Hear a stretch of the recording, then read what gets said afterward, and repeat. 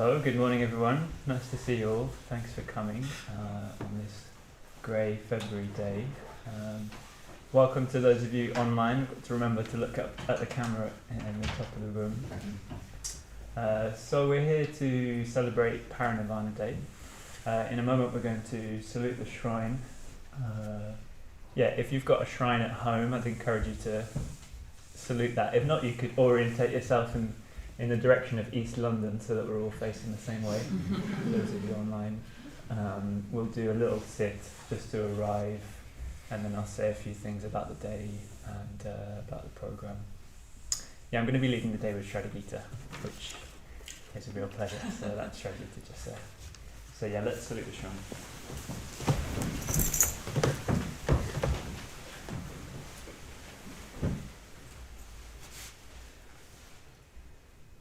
Namo Buddhaya.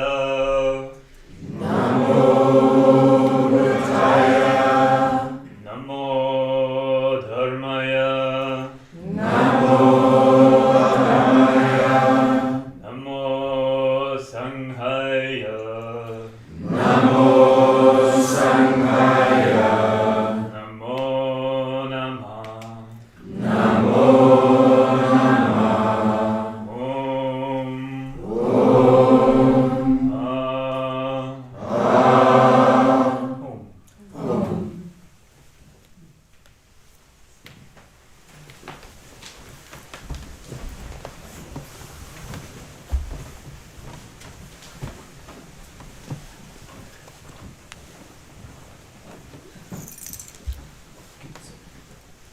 So just setting yourself up in meditation posture just for a few minutes.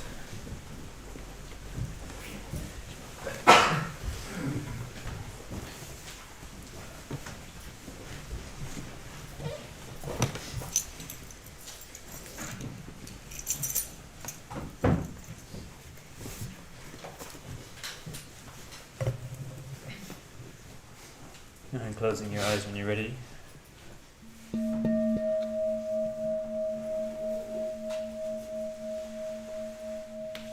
Taking a few deeper breaths to arrive and settle into your postures. So letting go of the day so far.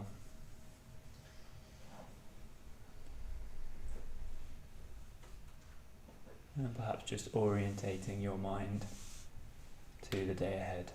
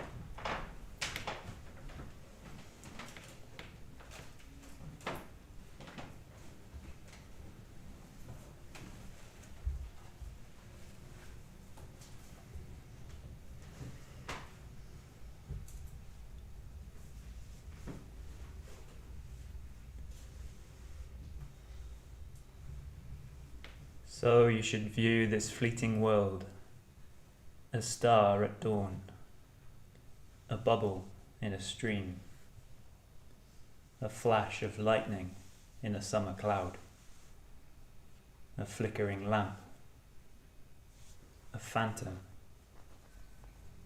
and a dream.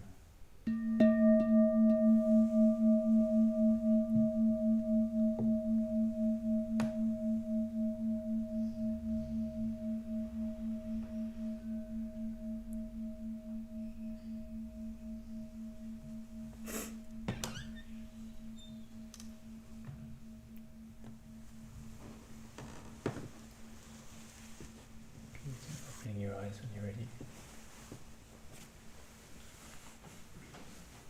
So I hope that's helped you to arrive.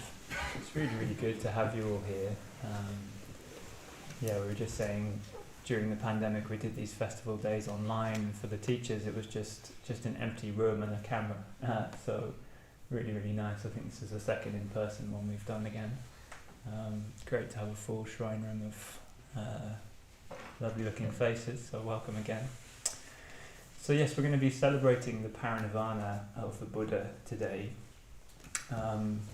which does mark the passing away of the physical body of the Buddha, but it's not exactly a commemorative day marking his death. I think it's probably better to think of today as a means of cultivating courage, love, inspiration, and I guess awareness of the fact that our lives will soon fade away as well. I don't mean that in a sort of threatening sort of sense.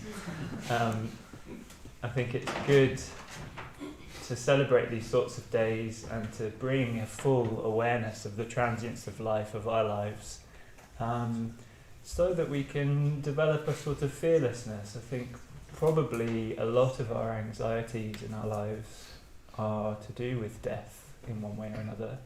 We might not be so aware of that. We're going to approach today with a sort of courage in facing death and reflecting on it, either meditating on it. We're going to be having some discussion in the afternoon as a means to live more fully and love more fully. So I'm 32 years old, and up until about my mid-20s I didn't really have much experience of death. It just didn't figure much in my life, wasn't very present. I didn't have much of an awareness of it, what it meant to lose someone that I loved. And then all of a sudden my granddad died, and a couple of years later my dad also passed away, and I was there for both of their deaths. And what was striking for me was, their organs stopped working, they took their final breath, but there was an atmosphere that somehow pervaded the room of their presence. And over the next few weeks and months, in the minds of family and loved ones, friends, etc., and in my mind, it's like the person's life came even more fully alive. It's like their positive qualities kind of came to the fore a lot more. They were very, very present, both my granddad and my dad, in my experience and of my family's experience. And my dad particularly visited me a lot in my dreams, so I can remember him playing a sort of cameo role, sitting on a desk at reception at the LBC or at the bar in a pub. And I had one dream where I met him in a river. He was wading through this river. He used to like to fish. He had these wading boots that go up to his hips. And I said to him, "Dad, you've died. You're dead." And he said, "I know." And I asked him, "Is this a dream?" And he said, "Yes." And I asked him, "Are you okay?" And he said, "Look after your mother." And then he swam off. And that was it. But that was very significant for me. That felt like a real meeting. I woke up from that feeling quite elated, quite excited in a certain sense. So death might not be the end. It might not be the end of our consciousness as we know it. Of course, the physical body eventually does completely dissolve, but consciousness in some form or another, we don't know, of course, but may continue. It's a mystery to us. Of course, death is a big mystery. Our lives are a mystery to us, really, when we really contemplate them, when we really reflect on them. So we're going to be bringing those contemplations to the day. What we do know is that there is change. Change is happening all the time. We're surrounded by change. you're probably in a slightly different state just now at 10 a.m. to how you were when you woke up this morning. I know Katrine was up until 2 a.m. making this shrine. She probably feels quite different now. Thank you very much for this beautiful shrine. The journey here, that's gone now, isn't it? That's just a memory. It's a bit like a dream. All the moments of our lives are gone. And so, we can pay attention to that. That is our experience, that things change.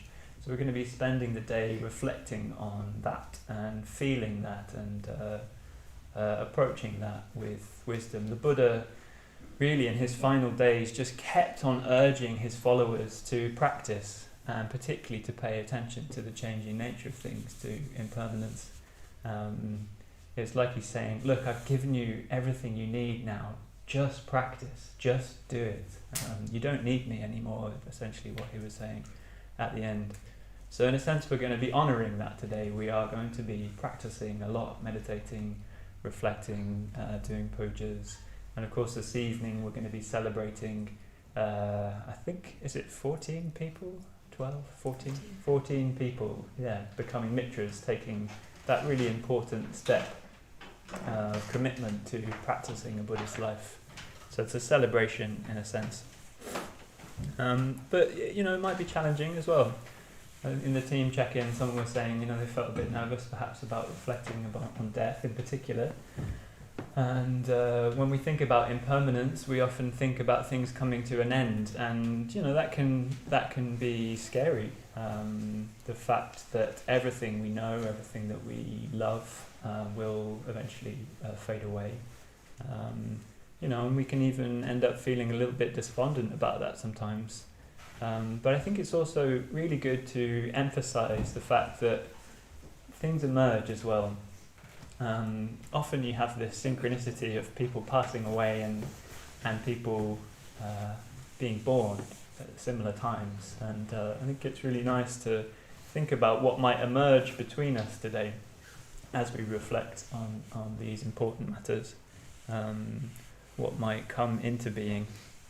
Because impermanence is what makes the Buddhist path possible. It's what makes change possible. It's what makes growth, positive spiritual growth possible.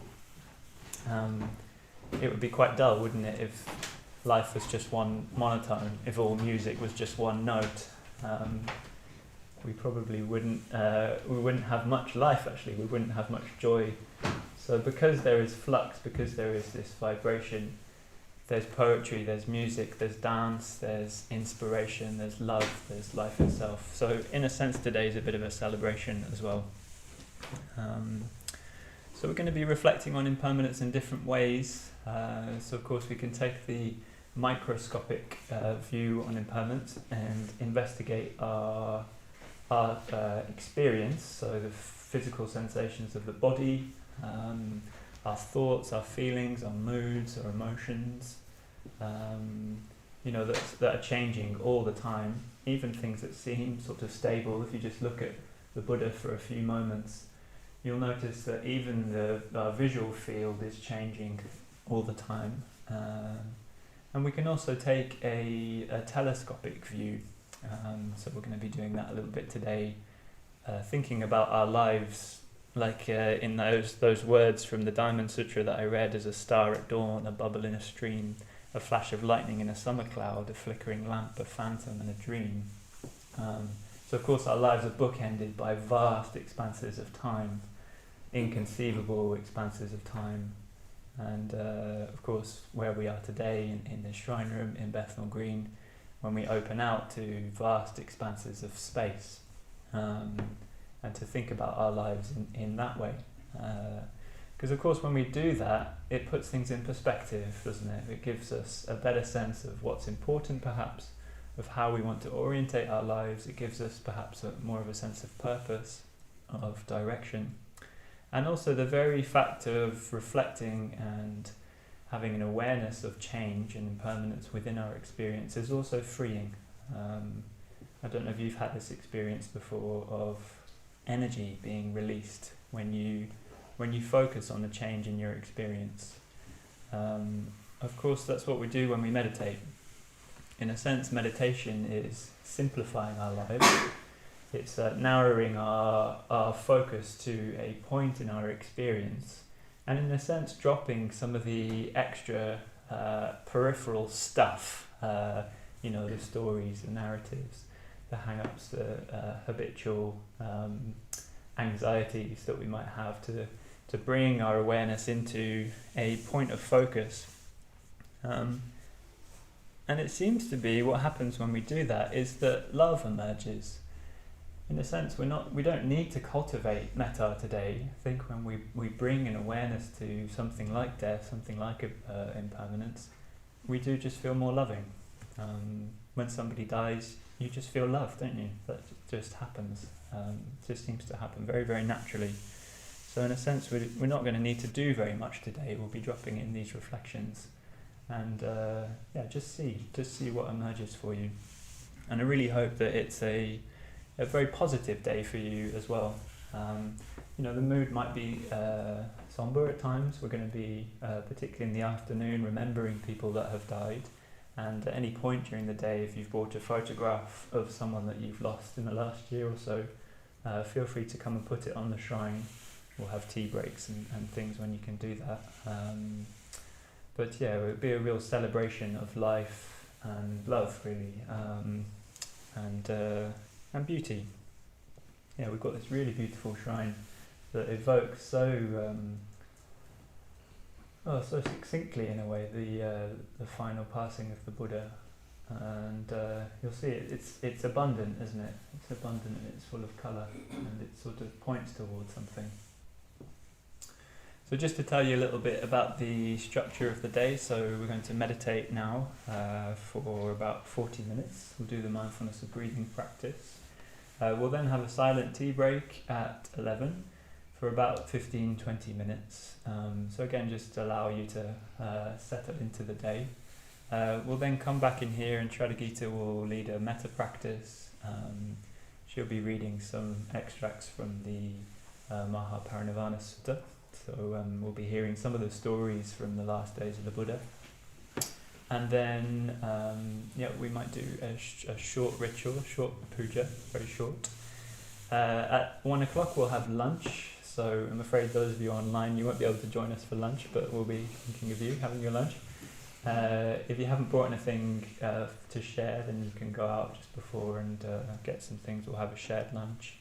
At 2 o'clock we'll be back in here for a kind of workshop, just a means to sort of connect and discuss and reflect a little bit more on the themes of the day.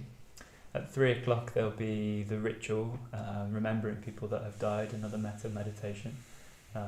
So at that point, make sure you put your photo on the shrine. There's also a box on reception if you haven't already put the name of the person that's died recently. So make sure you put your name and your relationship to them and perhaps the date that they died. So you can do that in the break or at lunch. And then at 4:30 we're going to have a very special talk from Padmavajra. So Padmavajra is a very experienced Buddhist teacher. He's been around for a very long time, 50 years I think, and he's going to be giving a 50-minute talk, again evoking some of the stories of the Buddha's life, his final passing away.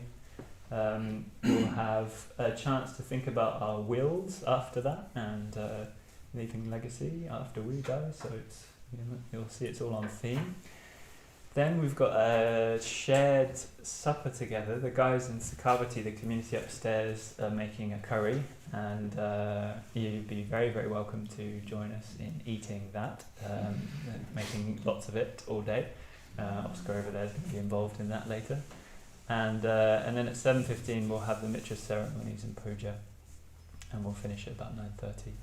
So it's a full day, so it's a long shift. I just encourage you to, stay for the whole day if you can. And we're going to be creating this atmosphere between us. And I think it's really, really lovely if we can sort of stick out and share the whole experience together. Good. Okay, so if you want to set up to meditate, make sure you're comfortable. Feel free to get extra cushions if you need, blankets, etc.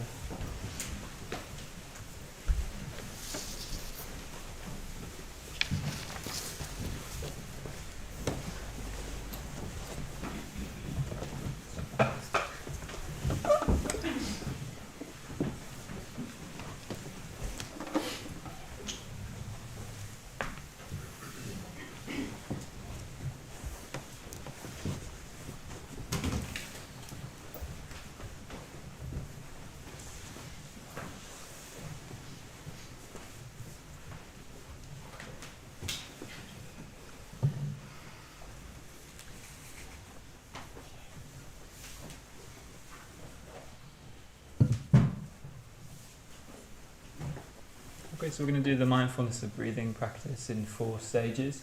If you need a reminder of the stages, I'll just say at the beginning of each stage what we're doing, and I might lead us in a little bit.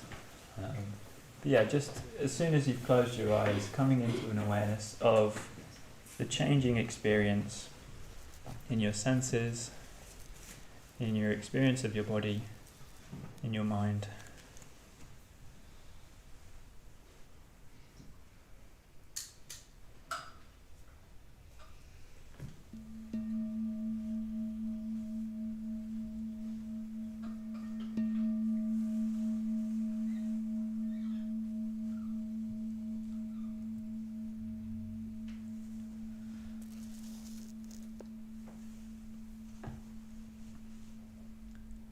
The extraordinary patience of things. This beautiful place defaced with a crop of suburban houses. How beautiful when we first beheld it.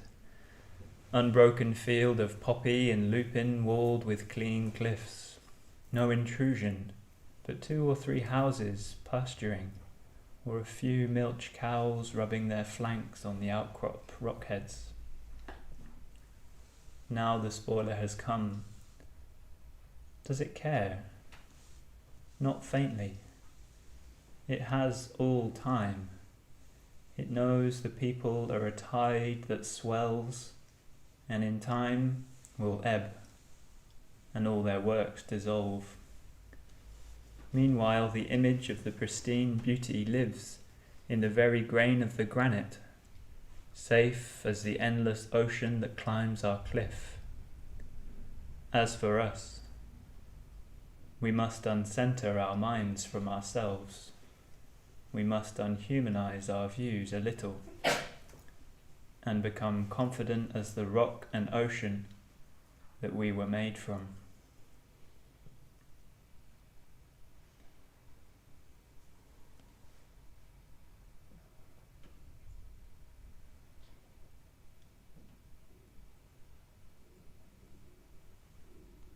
So coming into an awareness of the sensations, the changing sensations of the breath. Each breath, the beginning, middle, and end. And marking the end of the out-breath with a number, counting up to 10 after each breath.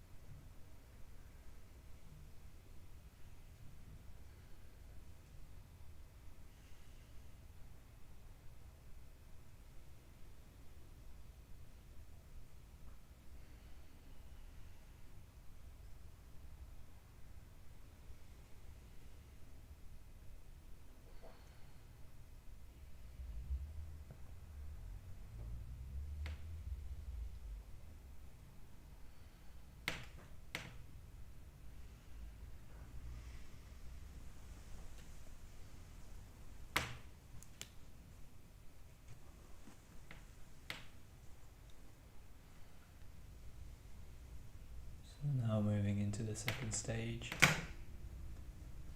marking the beginning of the in-breath with a number.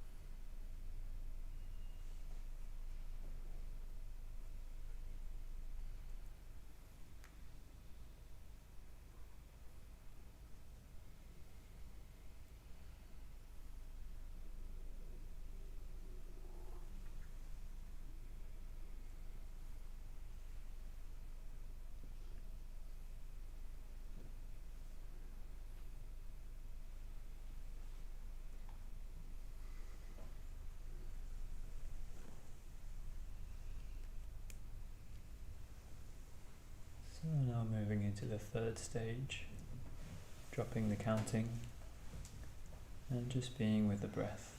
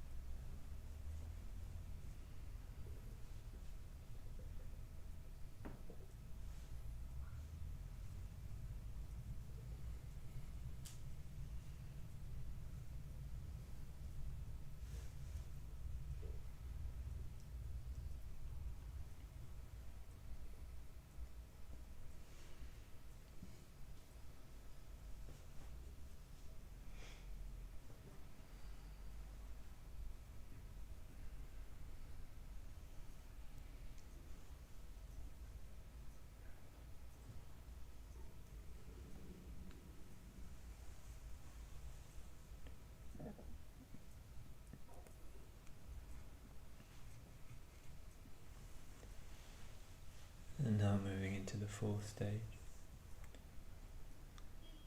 And we just focus on the sensations at the point in which the breath enters the body.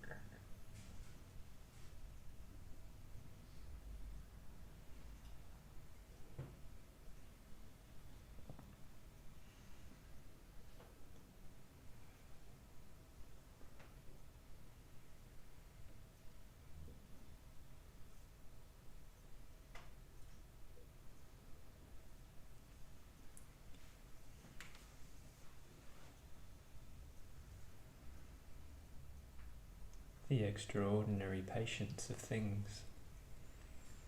This beautiful place, defaced with a crop of suburban houses. How beautiful when we first beheld it. Unbroken field of poppy and lupin, walled with clean cliffs. No intrusion but 2 or 3 horses pasturing, or a few milch cows rubbing their flanks on the outcrop rockheads. Now the spoiler has come. Does it care?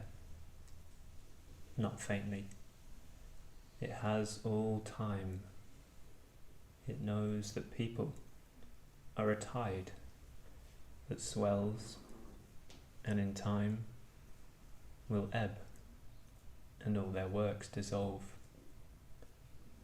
Meanwhile, the image of the pristine beauty lives in the very grain of the granite, safe as the endless ocean that climbs our cliff. As for us, we must uncenter our minds from ourselves. We must unhumanize our views a little and become confident as the rock and ocean that we were made from.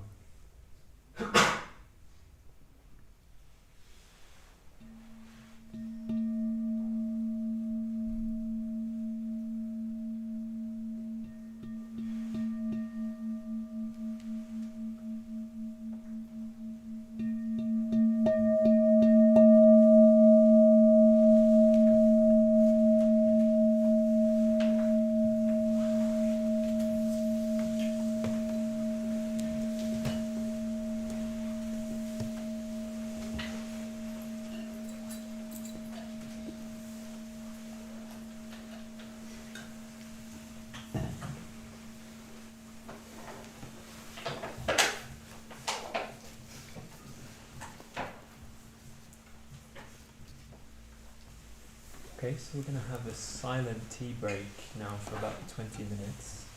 So we'll be back in here at 11:20.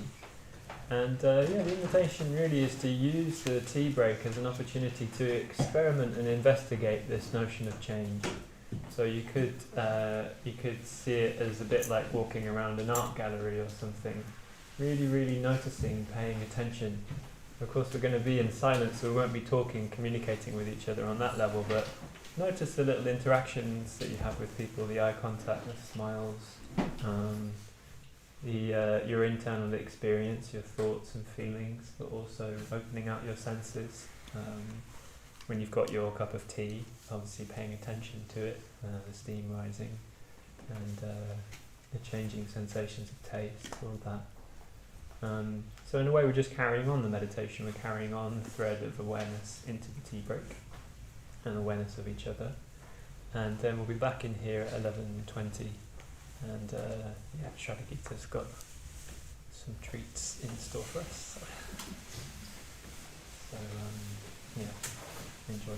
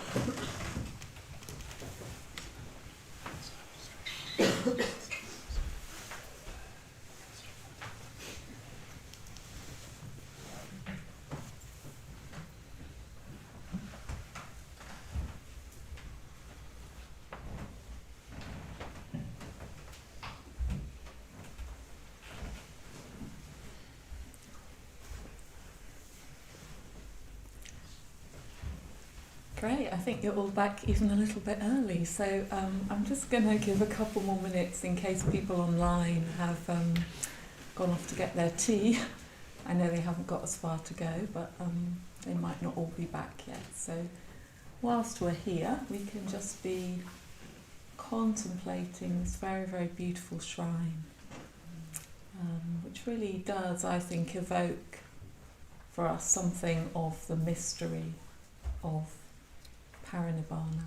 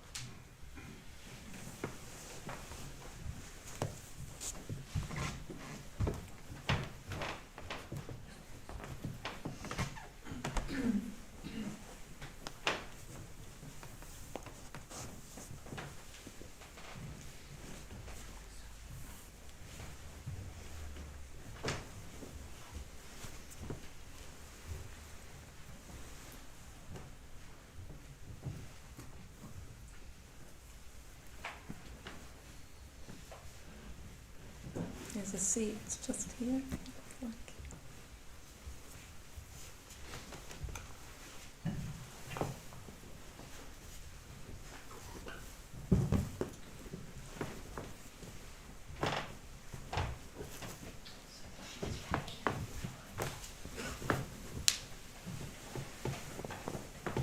Okay, so hello and welcome to the day from me as well. Welcome if you've just arrived. My name's Sraddhagita and I'm co-leading the day with Satyamanas here, which I'm really glad to be doing. And hello to everyone online as well, particularly if you've just joined us. And I too need to remember to look at you as well. But it's so lovely to have a full shrine room today. The last time I was leading a festival, it was during the lockdown, and so myself and probably the tech support and the other person leading the day were here in a shrine room with nobody else, so it's so lovely to have all of you here and all of you tuning in online. And Satyamanas has outlined what we're going to be doing today. So in this second half of the morning, we're going to be doing some more practice. So we are going to be doing a Metta bhavana, then we'll have a little leg stretch, and then I'm going to be reading some sort of excerpts really from the sutta called the Parinirvana Sutta.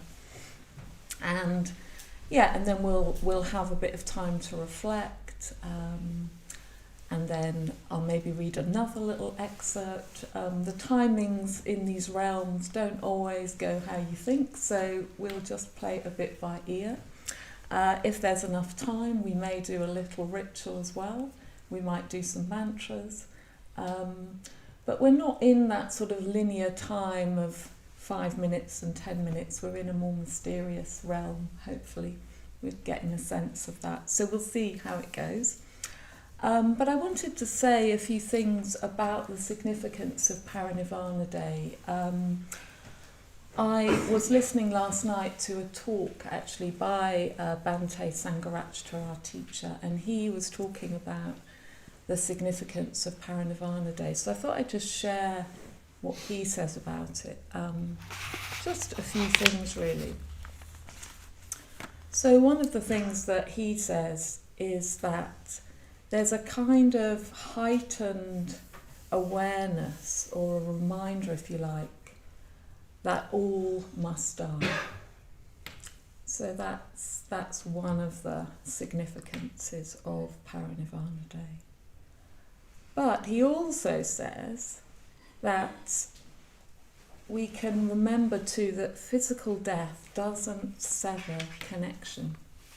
And as Satyamanas was saying, his father visits him in dreams.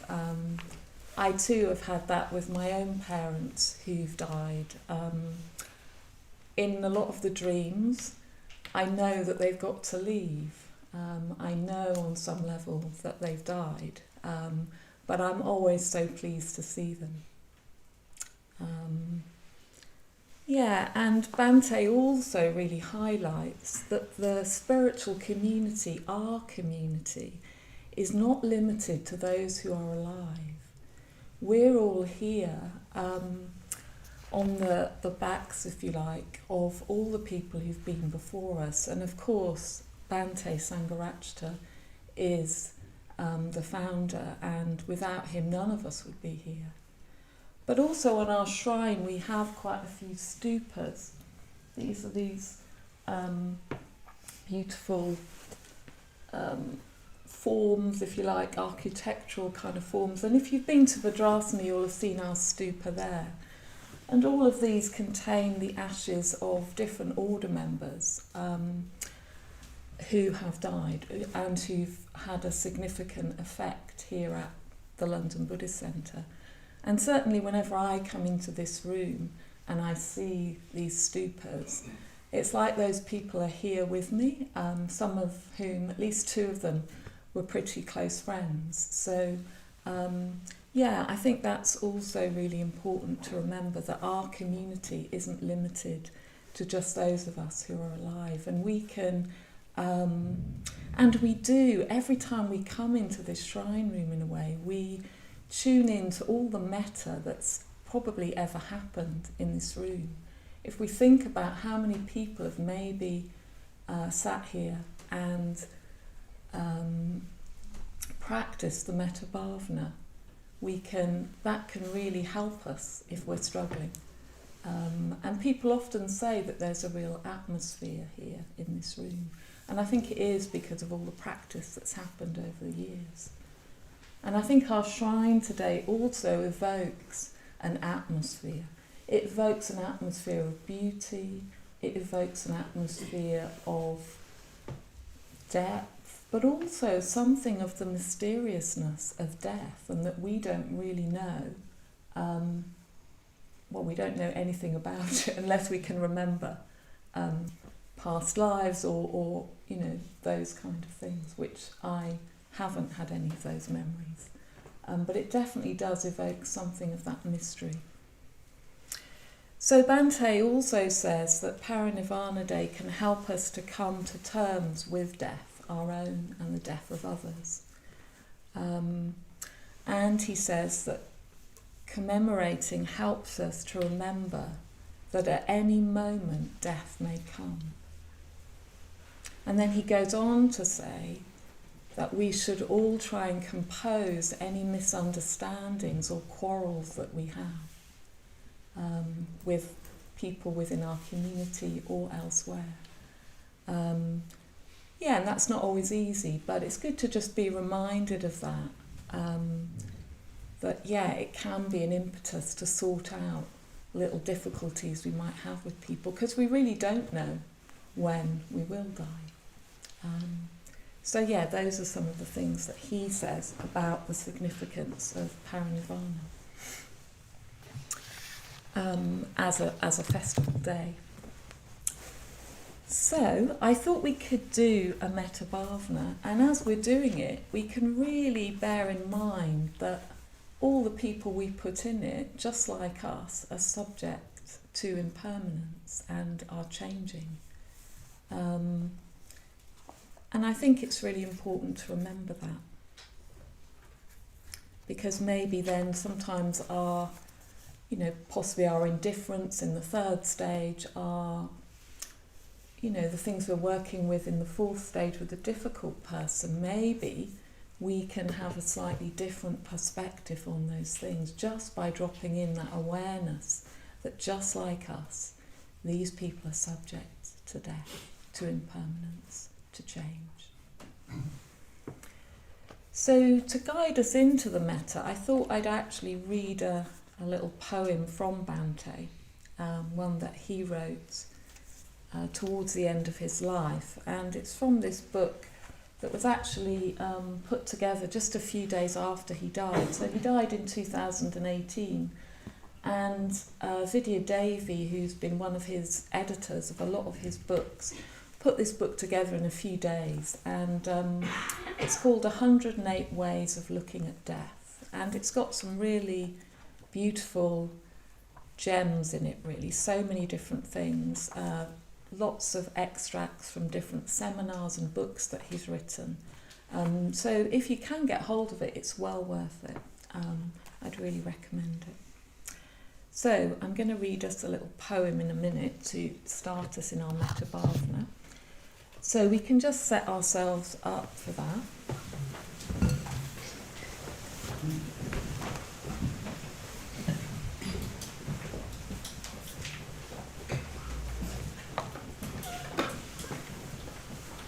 Making sure we've got all that we need. If we do need another cushion, please do get one. There's still time.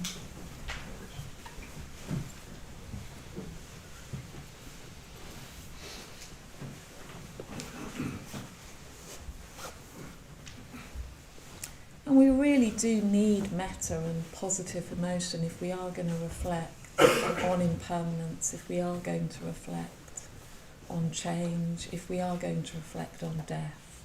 So it's a really important practice to do.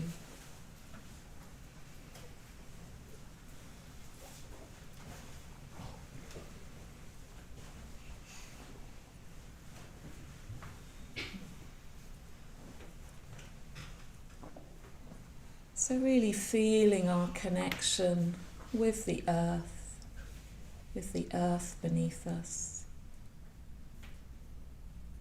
and the sky way above us.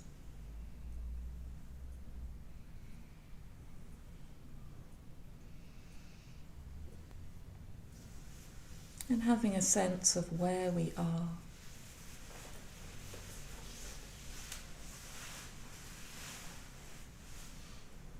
In this shrine room, at the London Buddhist Centre, or at home.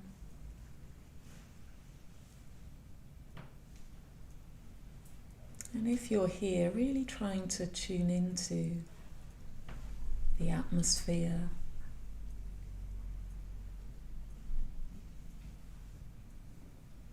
the practice that's happened in this room.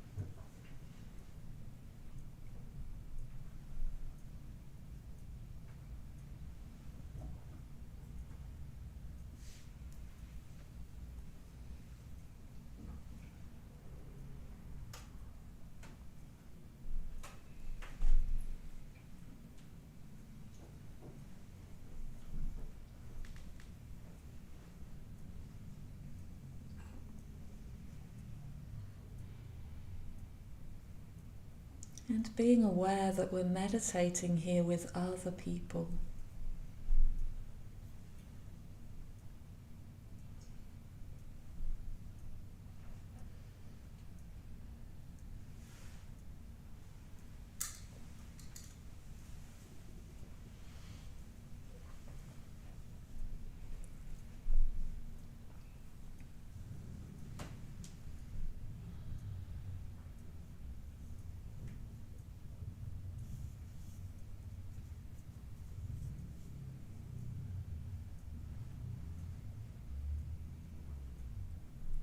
And however we are just now trying to connect with an intention to encourage metta, loving kindness.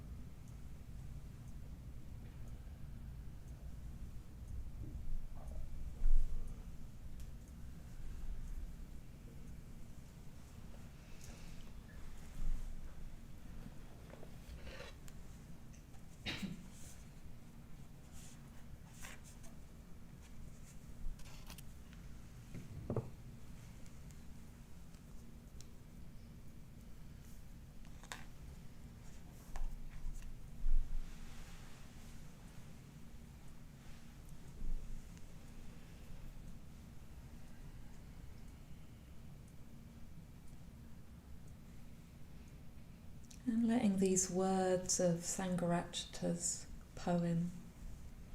Let those words lead you into the practice. I am sitting in the late afternoon sunshine, an old man with tired bones and a heart empty of desires. Nearby, a bird is singing in the trees, and a puff of wind is soft against my cheek. Soon the sun will be setting, and I wonder if tonight I shall see the stars.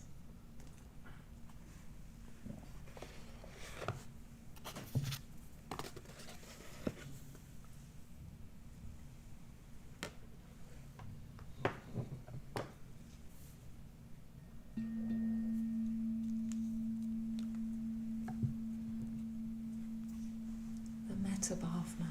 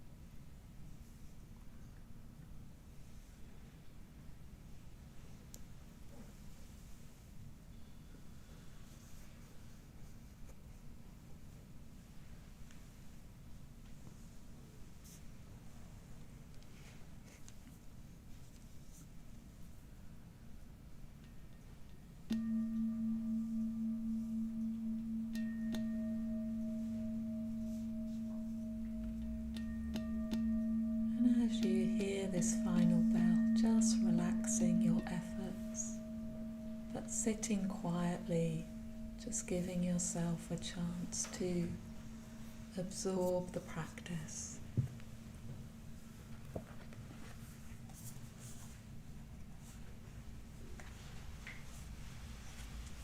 And I'll read the poem by Bhante again. I am sitting in the late afternoon sunshine, an old man with tired bones and a heart empty of desires. Nearby a bird is singing in the trees, and a puff of wind is soft against my cheek. Soon the sun will be setting, and I wonder if tonight I shall see the stars.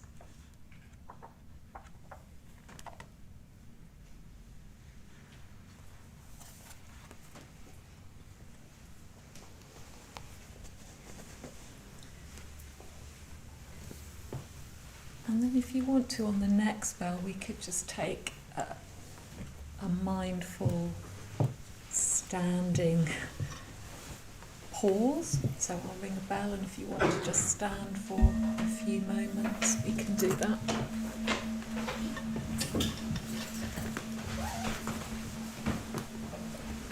Being aware that some people might be still sitting.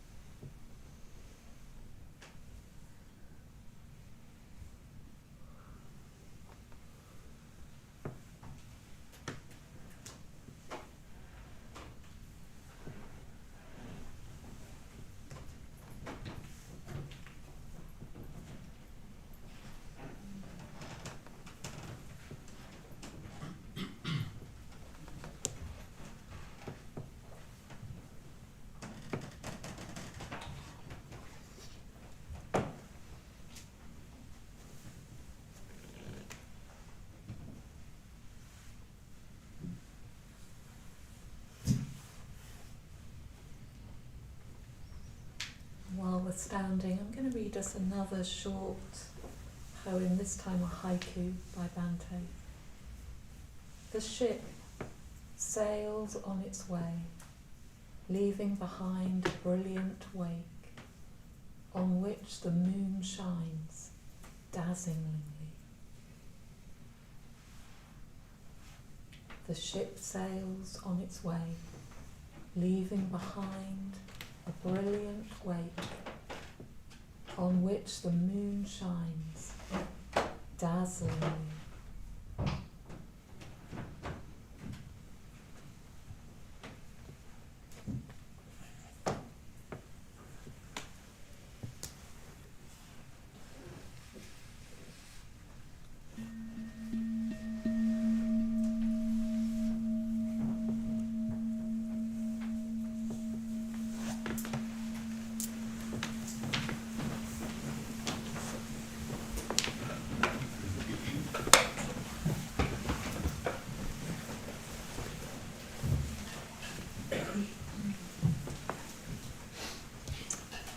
So our beautiful shrine today really references a section in the Parinirvana Sutta, which is when the Buddha actually dies. He is lying between some sal trees, some beautiful trees in the town of Kusinara. And this afternoon Padmavajra is going to be giving a talk, and the title of it is Within the Perfumed Chamber. So we asked Katrine if she would somehow evoke this sense of a perfumed chamber. And it's a chamber in the sense of, you know, it was outside, so there was no roof on this chamber. So you'll have to imagine that, you know, we don't have a roof, we're outside as well. And these sal trees are blooming. And so Padmavajra will be talking a lot more about the sutta this afternoon. And he'll be drawing out different aspects of it. It's quite a long sutta, and there's quite a lot of different things that happen in it. So, but I think one of the main sort of things that strikes me about the sutta is, in a way, it's about how the Buddha deals with some of the problems of old age, sickness and death. He is an enlightened being, but he's an enlightened human being. So he still has backache, he still experiences the aches and pains of being 80 years, because he's about 80 years old in the sutta. He gets dysentery at some point. And yet, in spite of all this, and the fact that he knows all this is going to happen, he decides to go on what is quite an exhausting, bit like a last world tour, if you like. He goes around all the different places where he has disciples, and he decides to teach for the last time. And when I think about that, I feel very moved, really, that that's what the Buddha chose to do. It would have been easy for him or anybody to think, well, I'll just, I'm not feeling so great, I'll just stay home. But no, he goes off and he teaches. And lots of interesting things happen in the sutta. He meets his last disciple, for example, and even when he's close to death, he teaches his last disciple. So I think his example gives us a lot to reflect on. And as I said, we'll hear more from Padmavajra this afternoon, but I am going to read some things from the sutta. So, we can close your eyes if you want to and just receive some aspects of the sutta. And I'll give little pauses in between the different parts.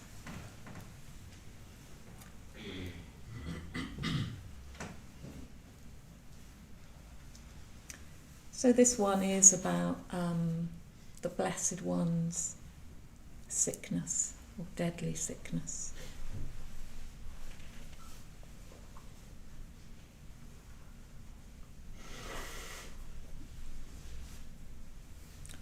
But when the Blessed One had entered upon the rainy season, there arose in him a severe illness, and sharp and deadly pains came upon him.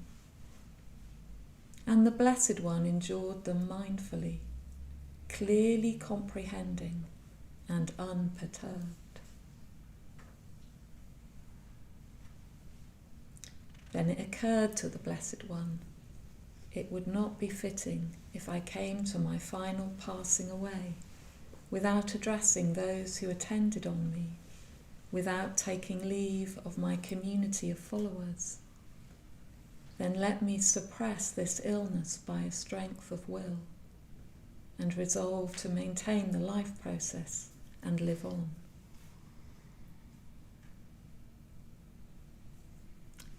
So he does do that. He does suppress for at least a short time this illness. But he also says to Ananda, his companion, now I am frail Ananda, old, aged, far gone in years. This is my 80th year, and my life is spent. Even as an old cart, Ananda, is held together with much difficulty, so the body of the Tathagata is kept going only with supports. It is Ananda only when the Tathagata, disregarding external objects with the cessation of certain feelings, attains to and abides in the signless concentration of mind, that his body is more comfortable. And then he exhorts Ananda and his community of followers to practice. Therefore, Ananda, be islands unto yourselves, refuges unto yourselves, seeking no external refuge, with the Dharma as your island, the Dharma as your refuge, seeking no other refuge.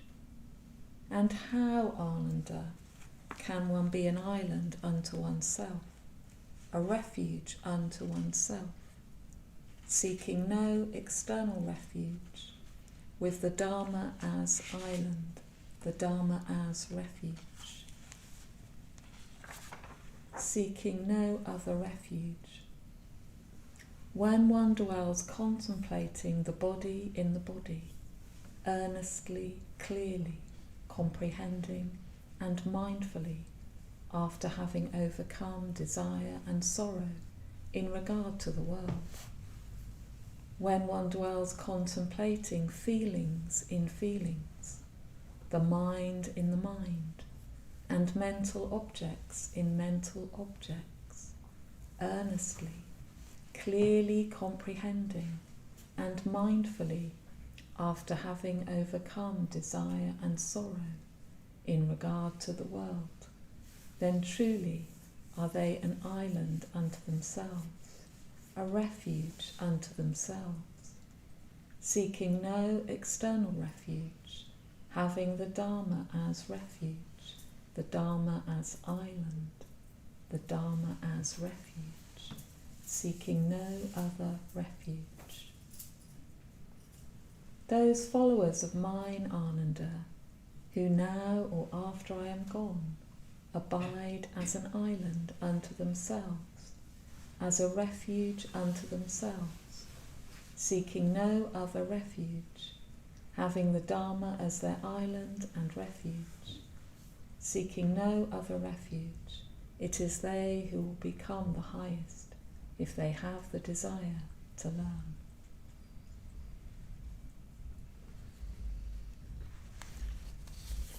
So just letting those words sink in, perhaps closing your eyes and just sitting with those words, this sense of the Buddha, this frail 80-year-old man, frail in body but definitely not in mind, and that teaching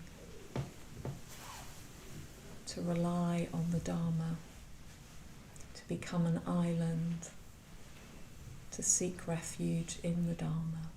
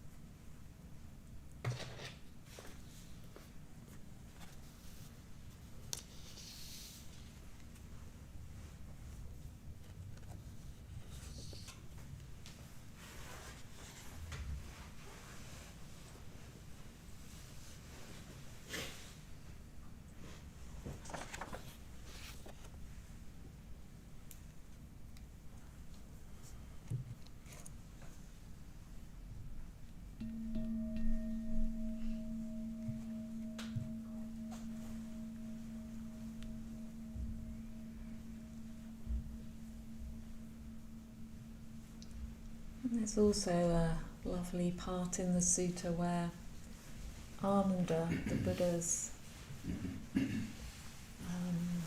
companion really over so many years, well, he has this opportunity to ask the Buddha to carry on living, but he misses the opportunity.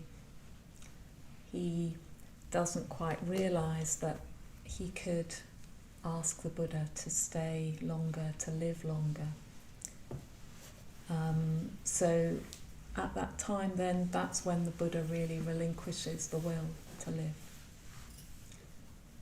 It is said that Mara may have been around at that time and somehow influenced Ananda's mind. But the Buddha just sort of, lets him know later that he missed the opportunity. In a very gentle way.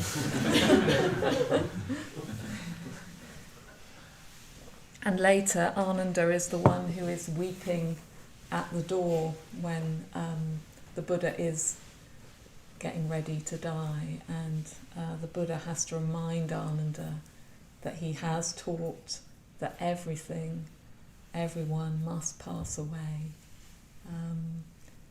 But Ananda is so it's very, again, I feel very moved by Ananda. He's very sort of emotional, so he weeps and, he's moved.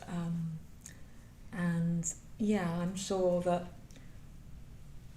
some of us really relate to the Ananda. In fact, I can feel even now like a few tears appearing in my eyes as I think of that sense of just, Ananda really not wanting the Buddha to leave.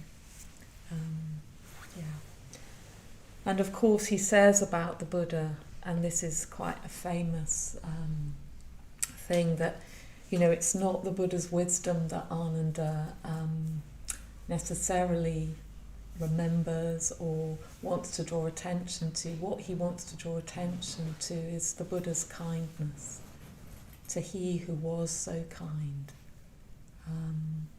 And of course that kindness is informed by deep wisdom, so it's not separate from wisdom, but it's the kindness that Ananda draws out and is really grateful for.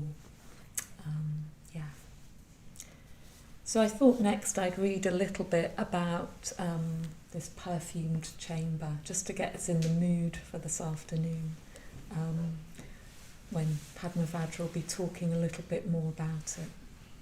So this is the last place of rest.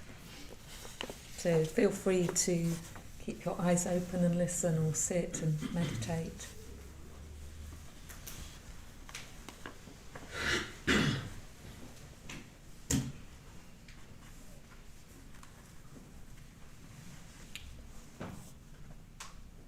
Then the Blessed One addressed the Venerable Ananda, saying, "Come, Ananda, let us cross to the further bank of the Hiranavati and go to the Mala's Sala Grove in the vicinity of Kusinara." "So be it, Lord." And the Blessed One, together with a large company of followers, went to the further bank of the river Hiranavati, to the Sala Grove of the Malas, in the vicinity of Kusinara, and there he spoke to the Venerable Ananda, saying, "Please, Ananda, prepare for me a couch between the twin Sala trees, with the head to the north. I am weary, Ananda, and want to lie down." "So be it, Lord." And the Venerable Ananda did as the Blessed One asked him to do. Then the Blessed One lay down on his right side in the lion's posture, resting one foot upon the other, and so disposed himself, mindfully and clearly comprehending. At that time, the twin Sala trees broke out in full bloom, though it was not the season of flowering, and the blossoms rained upon the body of the Tathagata, and dropped and scattered, and were strewn upon it in worship of the Tathagata.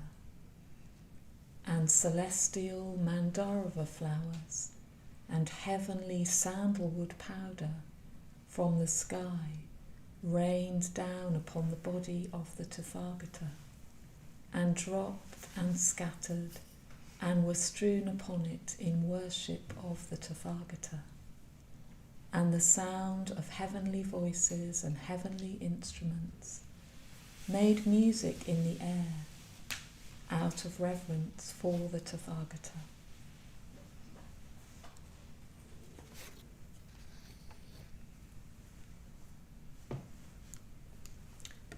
So again, just letting those images of the flowers, the trees blooming out of season, letting those images soak in, permeate.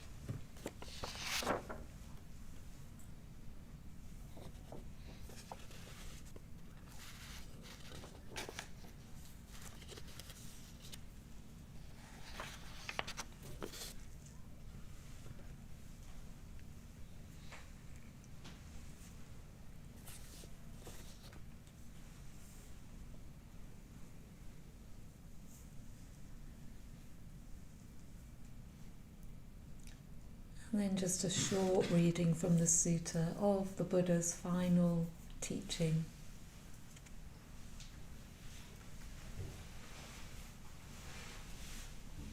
Behold now, I exalt you. All compounded things are subject to vanish. Strive with earnestness. Behold now, I exalt you. All compounded things are subject to vanish. Strive with earnestness. This was the last word of the Tathagata.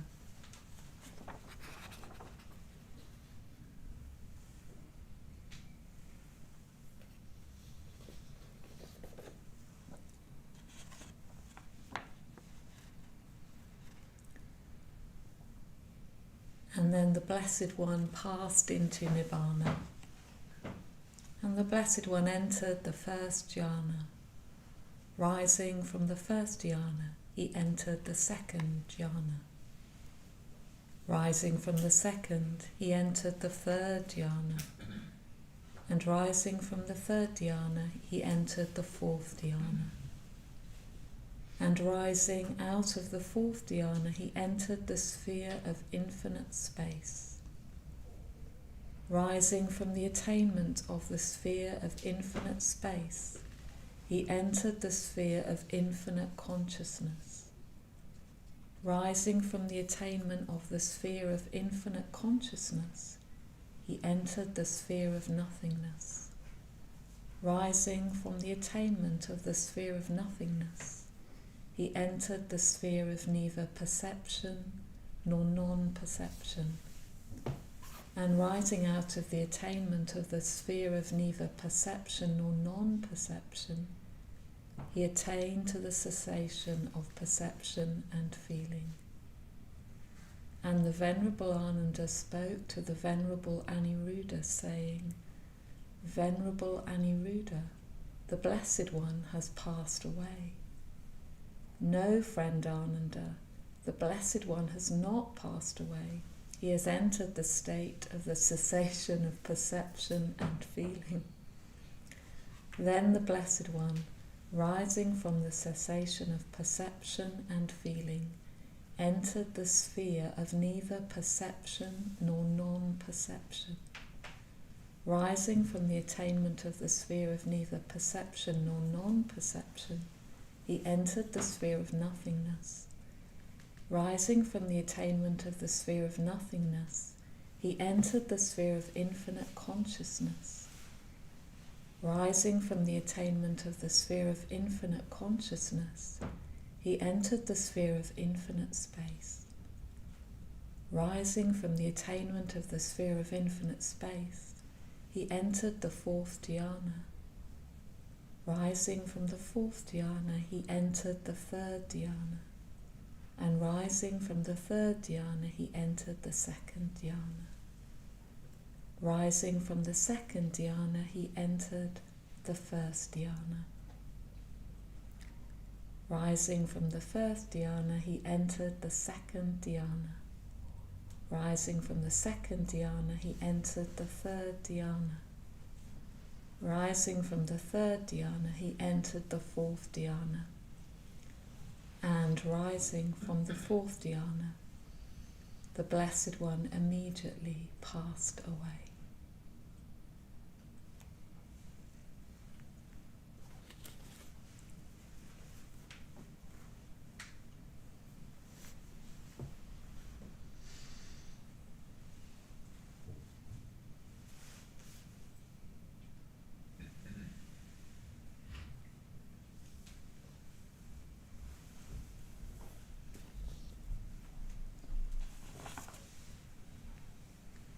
And after that there was an echo in the world.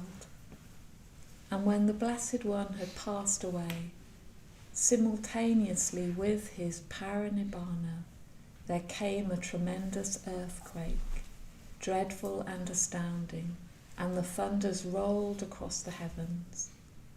And when the Blessed One had passed away, simultaneously with his Parinirvana, Brahma Sahampati spoke this stanza. All must depart, all beings that have life must shed their compound forms. Yea, even one, a master such as he, a peerless being, powerful in wisdom, the enlightened one, has passed away. And Sakya, king of the gods, spoke this stanza. Transient are all compounded things, subject to arise and vanish. Having come into existence, they pass away. Good is the peace when they forever cease.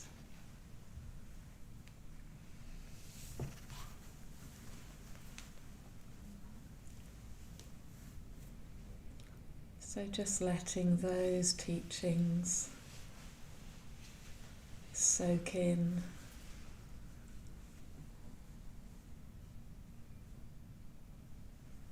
Maybe turn your head inside out with all those jhanas and spheres of consciousness and perception and non-perception.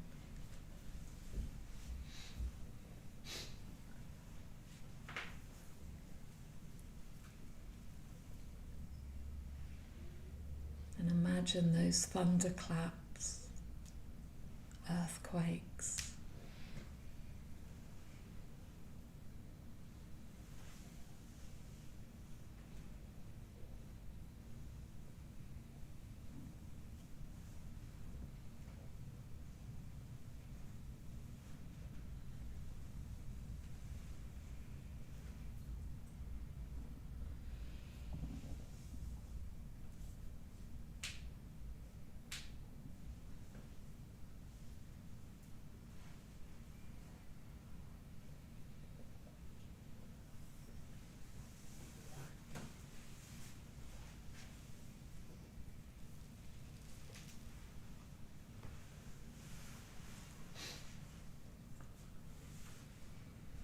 I'm sure as we contemplate this that the sal trees are still letting go of their blossoms.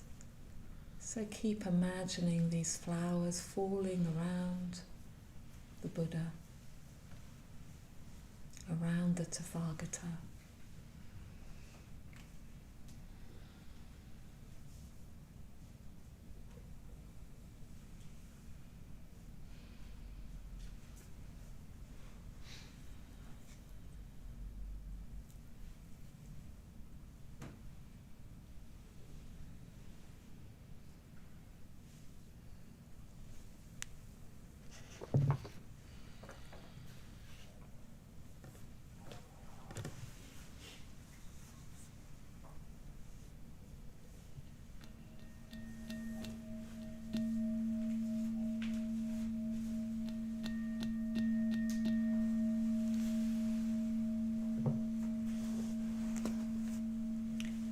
If you want to take another very short leg stretch, just for a minute or so before our final morning thing, then please do stand up or stay sitting.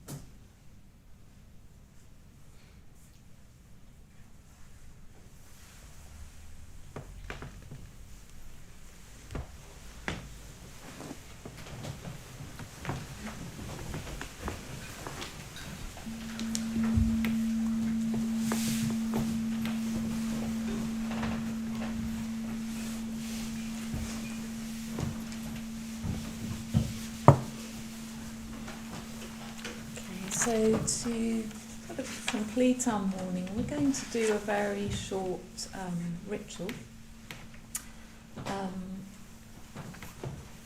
in call and response, and it's a very short puja, i.e. one verse, and it's a puja which is connected with the four reminders, the four mind turnings, one of which is impermanence. And this particular version, there's quite a few different versions of this this short ritual, but the one I'm going to be using is one that's been put together by someone called Viveka, who's an order member in San Francisco. And it's got a mix of reflections on the Four Reminders, but also it references the very beautiful poem by Tsongkhapa, The Human Body at Peace with Itself. It's more precious than the rarest gem. And some of the images, I think one of the images at least that Satyamanas mentioned this morning. So yeah, we can do that in call and response, and then when we've done that, Satyamanas is going to start the Shakyamuni mantra, and it's an opportunity to come forward if you want to and make an offering to finish the morning together.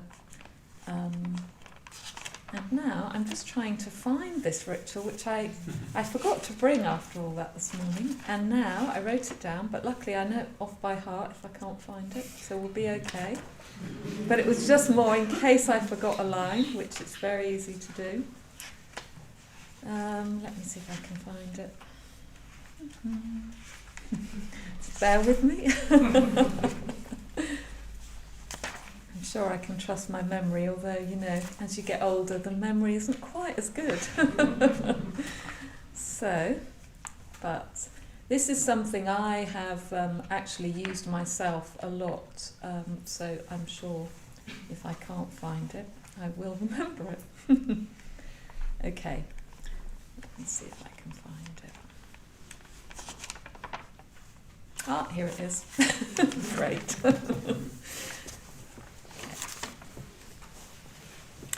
So I'll say a line and then you say a line. I think you know how that goes.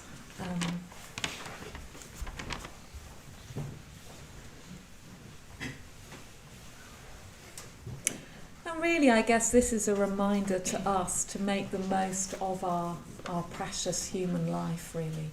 We've been contemplating impermanence, and impermanence, you know, it can be quite, well, it is sobering, it has that effect, it can be quite sobering, it's reflective, but it can also be a real impetus for us to practice and to make the most of the opportunities that we have. As we all know, if we start to really reflect on life and death, there are so many ways that, you know, we could die very easily. And in some ways it's quite a miracle that we're all still alive here now together, if you really think about it. So let's do this ritual with that awareness.